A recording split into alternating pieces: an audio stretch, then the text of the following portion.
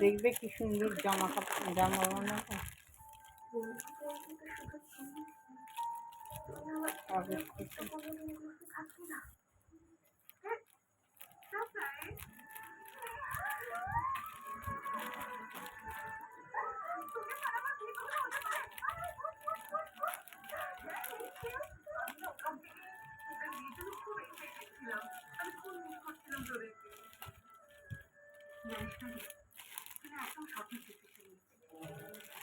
আমাকে দেখ ভুলভাল ডিসিশন নিয়ে সবকিছু গোলমাল পাঠিয়ে দিয়েছে।